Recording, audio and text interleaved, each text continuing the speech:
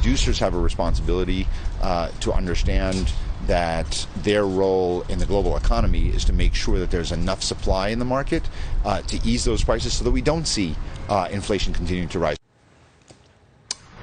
All right, that is another administration official talking about the need to, I guess, drill. As weird as that sounds here, another push for producers to do more, even though they're running at a flat rate, 95, 96%.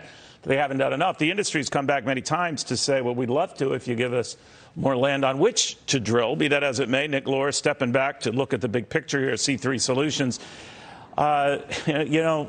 Nick, sometimes that's like me giving dietary advice to people. Don't go there. Just don't go there. And so I heard that. I said, oh, open up more lands to drilling. That's what this is about, right?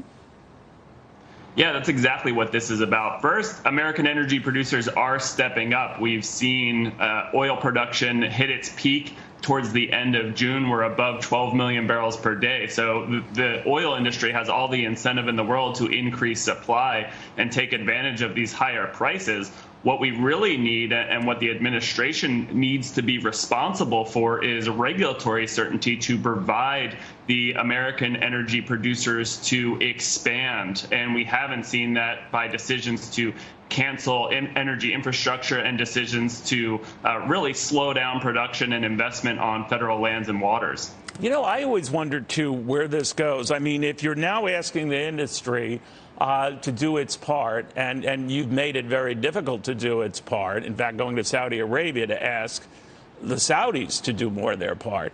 The industry's got to be betwixt and between here. Now, I always look for even people who hate energy companies. If you take at the lowest level, they love to make money, which is fine. It's a capitalist society.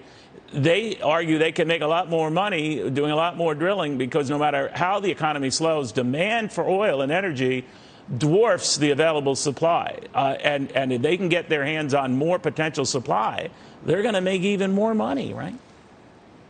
Yeah, that's exactly right. And they need that long-term certainty that they're not going to be kneecapped by current regulations as well as future regulations, because these are, huge expenditures for the industry, and they take multiple years to plan out. And so that future supply will take years to come online. But they need that policy and regulatory certainty to make those investments, or they're simply not going to if it's going to be unprofitable due to a whole bunch of burdensome regulations. And so this is true not only for oil production, but also for expanding refining capacity. And I think it's also important to mention that it can be in alliance with the administration's climate agenda, because if we don't produce here at home, we're just going to offshore that production to countries who have lax environmental standards, and the emissions are going to be even higher. So a true energy and climate agenda should expand supplies here in the United States and make it easier to build everything from more oil and gas infrastructure, but also renewable and nuclears. That's what Americans want to see, and that's what's ultimately going to drive down prices for families and businesses.